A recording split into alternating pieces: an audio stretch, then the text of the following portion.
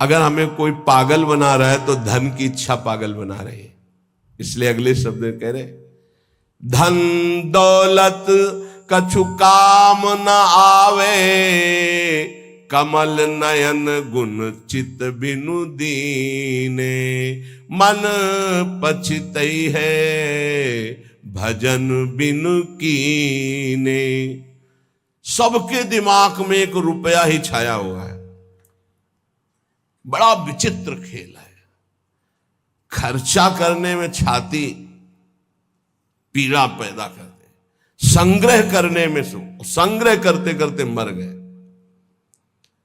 गांव में धन एकत्रित करके दीवाल में गाड़ दिए, मोटी मोटी मिट्टी की दीवालें होती थी, और मर गए। जब दीवाल खुदी तब पूरा जीवन कंजूसी करके समेट कर, या बैंक बैलेंस में जमा करते करते गणना में सुख का अनुभव रहा, इतना इतना और जमा, इतना और जमा, मर गए।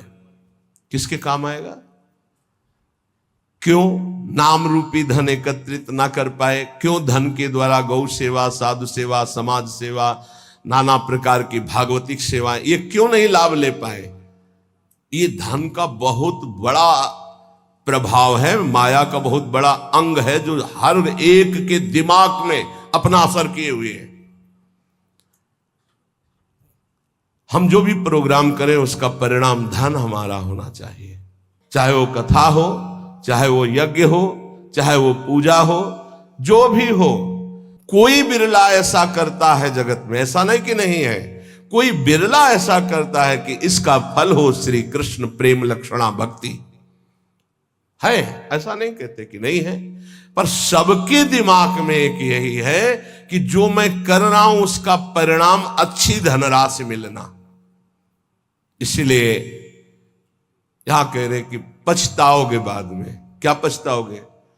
अरबों रुपया बैंक में जमा करके पधार गए, वो भारतीय बैंक का वहीं रखा हुआ है, आपकी केवल जीवन की श्वासें नष्ट हो गई, बस। आसक्ति उसकी आपकी दुर्गति कराएगी, जीवन का समय आपको उसके संग्रह में गया, कुछ हाथ नहीं लगा। कितना भोगोगे? कितना भोगोगे? क्या खाओगे? कितना खाओगे? जब शरीर ही नहीं रहेगा तो ये सब खाना पीना किस कार्य में आया, यदि सच्चिदानंद से चित्त नहीं जोड़ा। इसलिए पछताओगे यदि धन की प्रधानता जीवन में रही। तो आप सच्ची मानिएगा, आप जितने लोग बैठे हो, विचार करके अभी देख लो, वृंदावन की भूमि में बैठे हो। हम नहीं कहते कि सबके दिमाग में होगा, लेकिन आप देख लो, प्रधानता हर क्रिया के परिणाम में धन प्राप्ति की लालसा। हर क्रिया, साधु संग कर रहे हैं तो ऐसी कुछ आशीष हो जाए कि धन प्राप्ति हो जाए। हम ठाकुर सेवा, ठाकुर दर्शन, उपासना, सबका परिणाम एक धन की तरफ रहता है, सबका परिणाम। कोई बिरला ऐसा होता है जिसके दिमाग में धर्म होता है कि मैं जो भी करूंगा धर्म पालन के लिए करूंगा, मेरे जीवन का उद्देश्य है समस्त जगत को सुख प्राप्त हो, भगवान प्रसन्न हो जाए, बस। ये कोई बिरला करता होगा, बिरला। वो भक्ति का आडंबर करके, वो वैराग्य का नाटक करके, उपदेश का, व्यापार का, संसार का, चाहे वो परमार्थ हो या व्यवहार हो, दोनों में प्रधानता हमारी रहती है धन की। ये भगवान की प्राप्ति में बहुत बड़ी बाधक बनती है। कंचन देखत को यहां जगत संगाती, तात मात अपने सुख भीने, ललित किशोरी द्वंद मिटे ना, आनंद कंद बिना हरि चीन्हे, मन पछितई है भजन बिन कीने। अब दूसरी बात करें,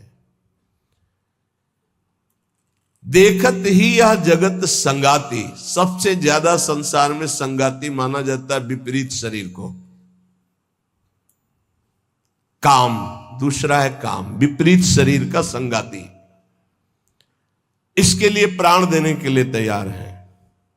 और जबकि वासना की निर्वासनिक स्थिति भगवान से होगी, किसी शरीर भोग से नहीं होगी। उससे तो जैसे अग्नि में और घी डालते जाओ तो बढ़ती चली जाती है, ऐसे ही वासना की शांति भोग में नहीं, त्यागात शांतिरनंतरम। लेकिन ना जानने के कारण पूरे के पूरे जीवन नष्ट हो जाते हैं केवल भोग चिंतन से।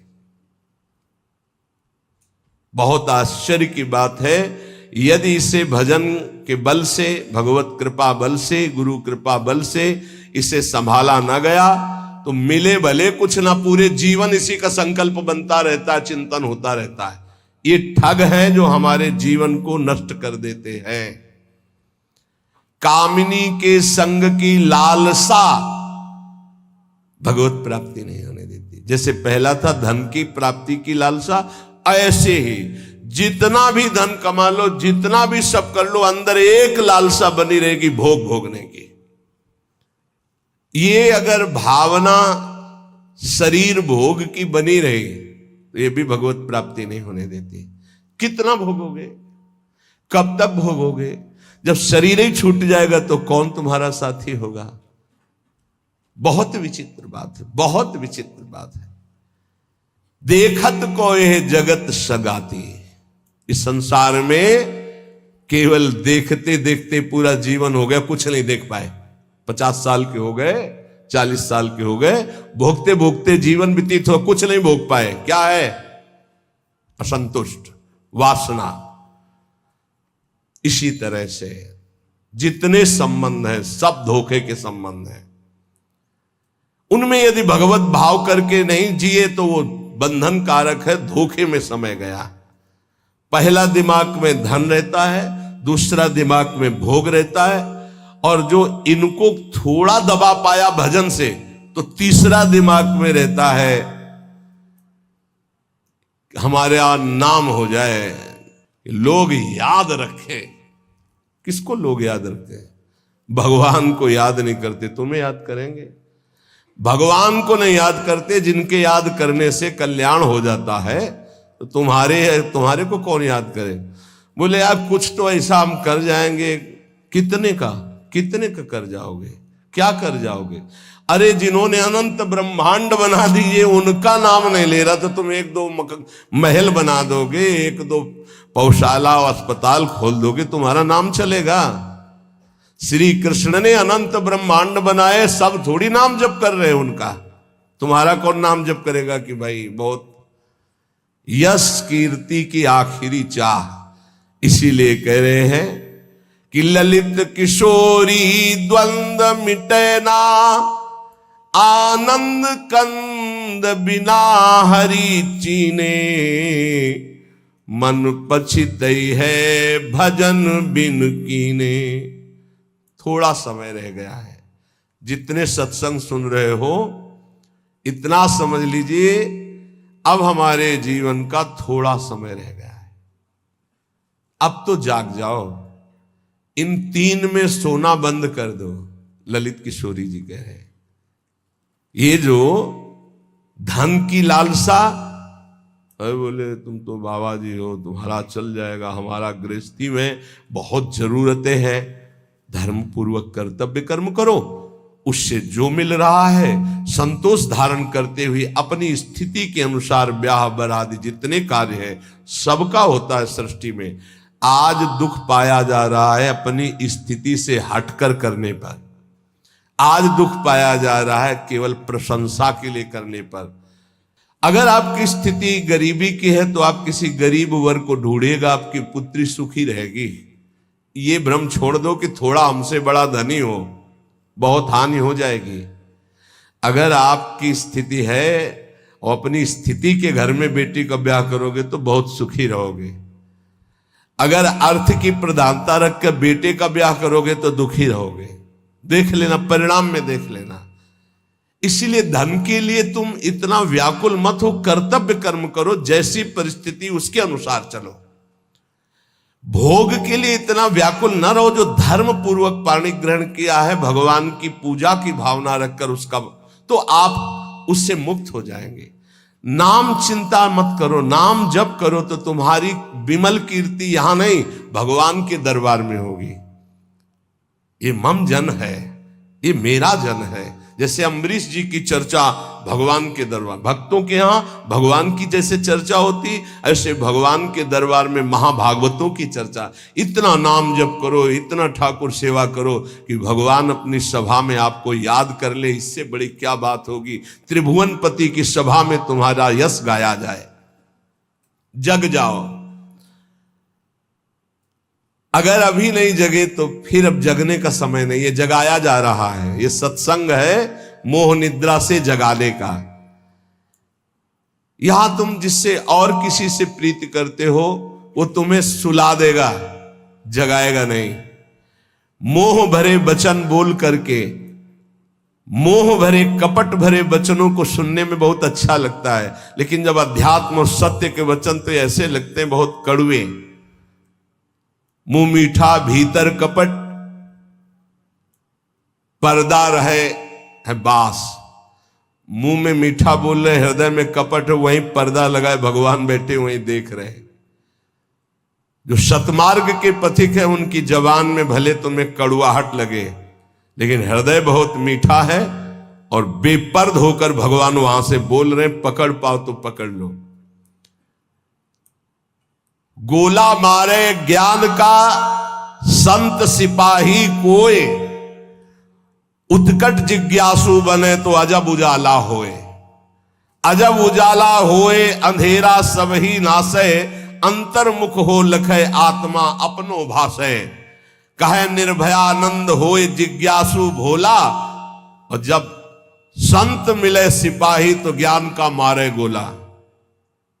अगर भगवान का पार्षद कोई संत जो विशुद्ध स्थिति में है, उसके वचन क्या करते हैं, वो गोला का काम करते हैं। बोले ऐसा ज्ञान का गोला माला कि काम क्रोध लोभ मोह मद मत्सर सब मर गए और दिव्य प्रकाश हो गया हृदय में। गोला मारे ज्ञान का संत सिपाही कोई, उत्कट जिज्ञासु बने और अजब उजाला होए। अगर संत वचन सुन लिए तो अमोघस से खाली नहीं जाते हैं। ये तुम्हारे जीवन का परिवर्तन कर देंगे। बस आपको जरूरत है उन शब्दों को पकड़ने की। जिस समय अंतर्मुखता बढ़ने लगे, आपको अपने दोष दिखाई देने लगे, जान लेना संत वचनों का प्रभाव शुरू हो गया है।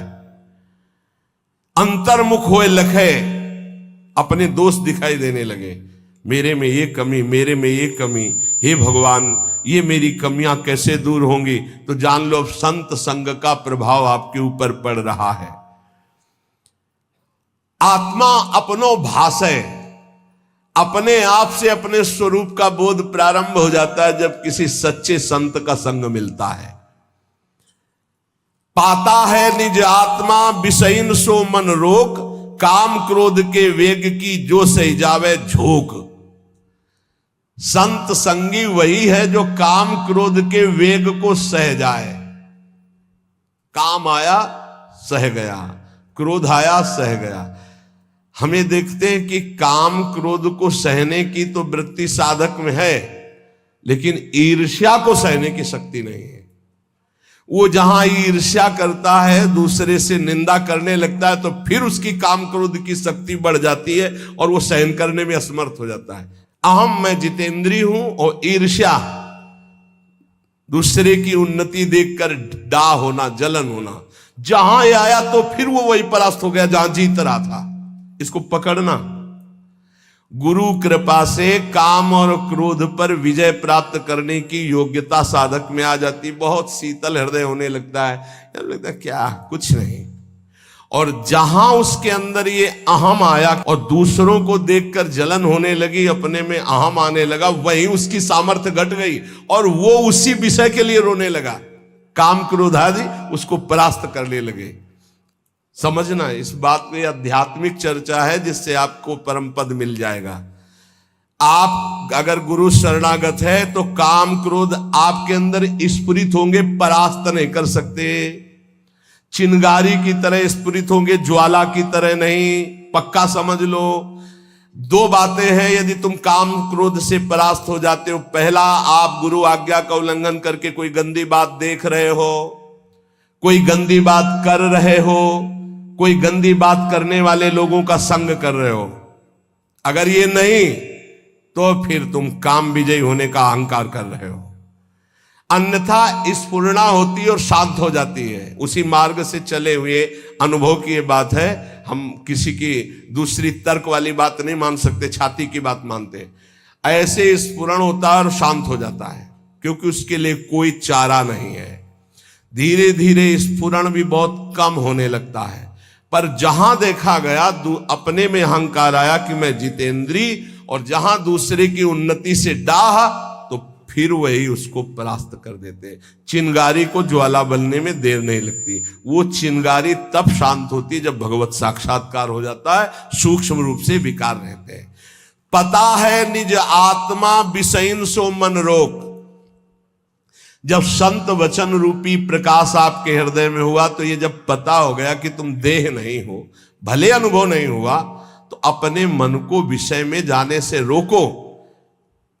बोले काम क्रोध के वेग की जो सही जावे झोंक। इनका झोंका आता है हवा का, जैसे झोंका, हवा का झोंका आवे, तूफान आवे, किसी पहाड़ का आश्रय ले लो, बच गया। छोटे मोटे पेड़ आदि का आश्रय मत लेना, नहीं टूट के गिर जाएंगे आपके ऊपर, वही मार देंगे। क्या करना है? पहाड़ का आश्रय। पहाड़ कौन है?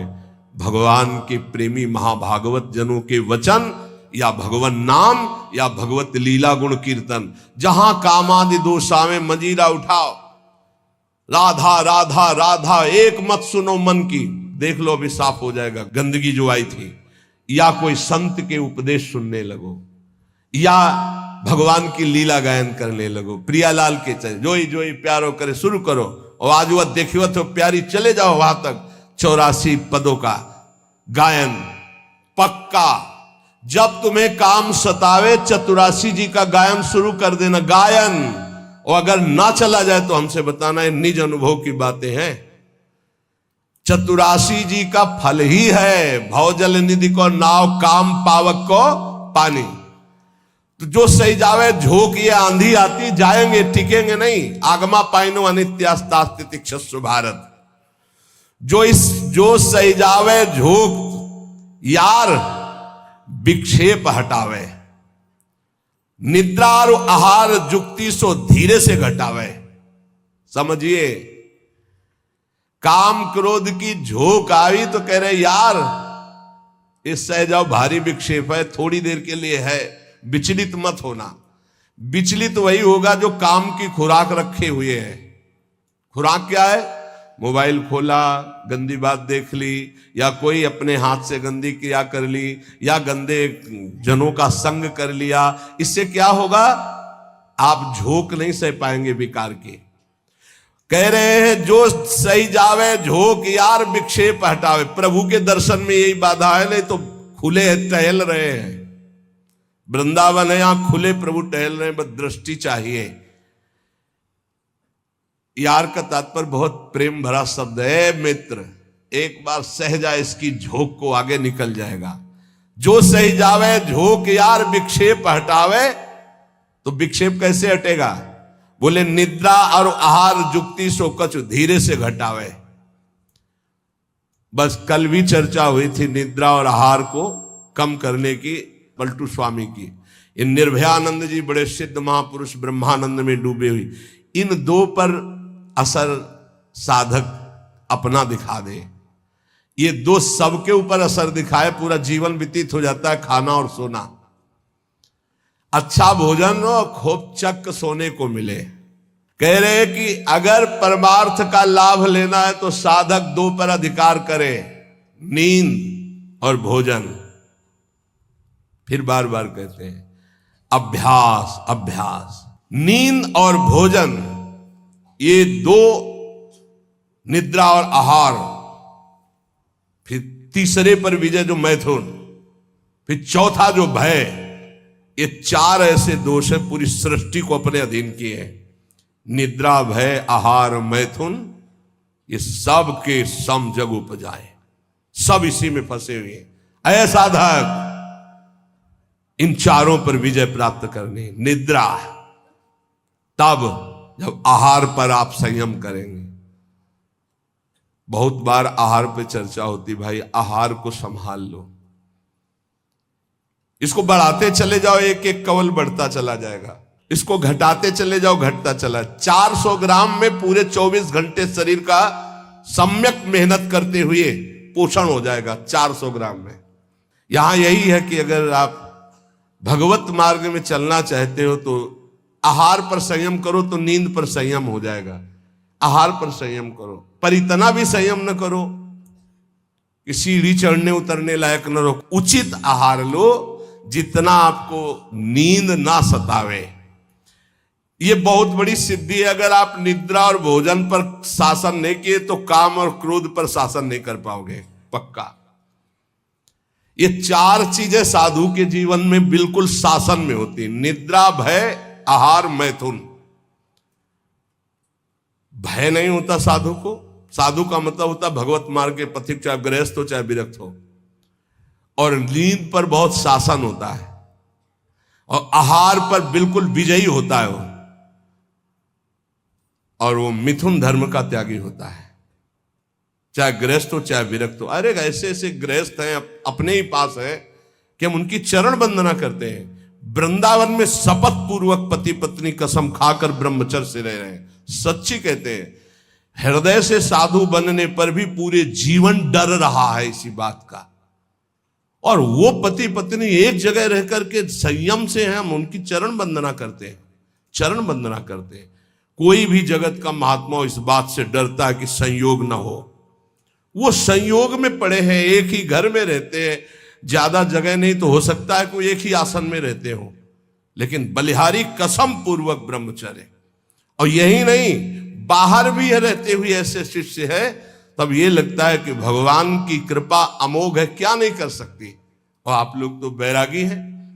निद्रा और आहार जुक्ति सो धीरे सो कछु घटावे। धीरे धीरे घटाना चाहिए।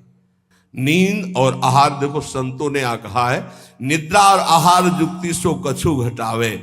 कहे निर्भयानंद झूठे जाने सब नाता, विषयन सो मन रोक आत्मा निज का पाता। जब समस्त विषयों पर विजय प्राप्त कर लेता है तो आत्मानंद का उसे अनुभव स्वयं होने लगता है। अष्ट सिद्धि 9 निधि हमारी मुट्ठी में हरदम रहते। ये नाम जापक, ये सांसारिक लाभ की तो बात जाने दो। अष्ट सिद्धि 9 निधि हमारी मुट्ठी में हरदम रहती, नहीं जवाहर सोना चांदी त्रिभुवन की संपत्ति चाहती। भावे ना दुनिया की बातें दिलवर की चर्चा सहती, ललित किशोरी पार लगावे माया की ये सरिता बहती। राधा राधा राधा, सब सिद्धियां सब लाभ आपको प्राप्त है। जो नाम जापक अपने कर्तव्य को भगवान में समर्पित करता है, वो कैसा सिद्ध महापुरुष हो जाता है। जगत गुरु भगवान श्री कृष्णचंद्र जी गीता जी में महापुरुष की स्थिति का वर्णन करते हैं। त्यक्त्वा कर्म फलासंगम, बहुत दिनों के बाद है, त्यक्त्वा कर्म फलासंगम नित्य तृप्तो निराश्रयः, कर्मण्यभिप्रवृत्तोपि नैव किंचित करोति सः। इसीलिए बीच बीच में रुक जाता है कि बहुत स्थिति का ऊंचा वर्णन यहां है, और उसके लिए कुछ साधना चाहिए। जब तक अच्छी साधना नहीं होगी तो सिद्धावस्था को समझ पाना बड़ा कठिन होता है। और ये भगवान की वाणी ऐसे अर्थ पढ़ लेना तो अलग बात है, उसको समझना। त्यक्त्वा कर्म फलासंगम नित्य तृप्तो निराश्रया। देखो पहले एक एक शब्द में डूबा जाता है। शास्त्रों का मनन कैसे होता है? निराश्रया, किसी का भी आश्रय ना हो। सिद्ध पुरुष कैसा होता है? निराश्रित होता है, एकमात्र अपने स्वरूप में स्थित या भगवान में स्थित, सब अन्य आश्रय रहते। और यहां एकमात्र भगवान ही का आश्रय नहीं और सब आश्रय है। देख लो अंदर से। सिद्ध पुरुष कहता होता है नित्य तृप्तो, कभी कोई चाह ही नहीं होती, जैसे गले तक छका हो फिर उसको कुछ भी नहीं, नित्य तृप्त हो। त्यक्त्वा कर्म फलासंगम, किसी भी कर्म की कोई भी फल की आशा नहीं रहती। कर्मण्य भी प्रवत्तोपि नयु किंचित करोति शाह, अच्छी तरह कर्म करता हुआ भी वो किसी कर्म का कुछ फल नहीं चाहता। स्वाभाविक केवल भगवत प्रेरणा से कर्म हो रहे हैं, उनके कोई फल की इच्छा नहीं, क्योंकि जो सब कर्मों का परम फल है वो भगवान का साक्षात्कार उनको प्राप्त हो गया है। ये सिद्ध पुरुष के लिए श्लोक गाया गया है। जो कर्म और कर्म फल की आसक्ति का त्याग करके सब आश्रयों से रहित सदा तृप्त रहता है, फिर भी वो अच्छी तरह शास्त्राज्ञा के अनुसार कर्म करता है, पर किसी भी कर्म फल की कोई आकांक्षा नहीं है, वो सिद्ध हुआ पुरुष कहा जाता है, श्री भगवान कह रहे हैं। लेकिन यहां उल्टा है, अगर हम कोई भी कर्म करेंगे तो पहले हमारा जो सोच होगी वो उसके फल पे होगी। ये सोच नहीं होगी कि हमारा धर्म है इसका पालन करना। कोई भी कर्म बिना फल की आकांक्षा के आप शुरू ही नहीं कर सकते। सोचना जरा, कोई भी कर्म करेंगे तो इसका फल क्या होगा, ये हम साधक के लिए कह रहे हैं। जो विषयी है वो नहीं सोचते, जो सिद्ध है वो नहीं सोचते। दोनों बात समझना। जो विषयी है वो नहीं सोचते कि इसका परिणाम क्या होगा, जेल मिलेगी कि दुर्गति होगी कि नरक जाएंगे कि शरीर नष्ट हो जाएगा, ये कुछ नहीं सोचते। जो सिद्ध है वो पूर्ण तृप्त है, इसलिए केवल शास्त्र सम्मत कर्म करते हैं, वो फल की आकांक्षा या फल की सोच ही नहीं रखते। जो बीच में है, ना पूरे विषयी है ना पूरे साधक है, वो पहले फल सोचते हैं। परिक्रमा का क्या फल होगा, सत्संग का क्या फल होगा, यह करेंगे तो इसका फल क्या होगा। फल पर दृष्टि रखने वाला अध्यात्म को धारण नहीं कर पाता है। भगवान कह रहे कर्मण्येवाधिकारस्ते, तुम कर्म से केवल अपना अधिकार रखो, फल के ऊपर नहीं। फल में सुख दुखे समय कृत्वा लाभा लाभो जया जयो, जय या पराजय, लाभ या हानि, सुख या दुख, इसमें समान भाव रखो। यह अध्यात्म, और यह तो सिद्ध पुरुष का लक्षण है। अब यहां ध्यान देना है, मैं कर्म करता हूं, ये कर्म मेरे लिए है और इसका अमुक फल मिलेगा, ऐसी जन साधारण साधक की स्थिति रहती है। ये उसके बंधन का कारक है, चाहे जितना बड़ा कर्म कर ले। ध्यान से सुनना, ये गीता जी है। ये मैं कर्म कर रहा हूं, इस कर्म का मेरा ये फल होगा। वो कर्म फल का और कर्म कर्ता बनने के कारण चाहे जितना ऊंचा कर्म करे वो बंधा ही रहेगा, मुक्त नहीं होगा। भले शुभ कर्म किया तो देवलोक जा, तपलोक जा, पर आना तुझे मृत्यु लोक में ही पड़ेगा। लेकिन जो सिद्ध महापुरुष होता है, परिक्रमा चलो स्वाभाविक, उसको कोई लक्ष्य नहीं कि इसका फल क्या होगा। इसका अच्छा अटल्ला चुंगी से मुड़ गया, उधर पूरी नहीं हुई, कोई उसको शोक नहीं है, ना कोई लाभ है ना कोई हानि है, स्वाभाविक कर्म हो रहा है। क्यों? क्योंकि उसने अपनी इंद्रियों को, अपने मन को अधीन करके परमात्म तत्व की स्थिति प्राप्त की है।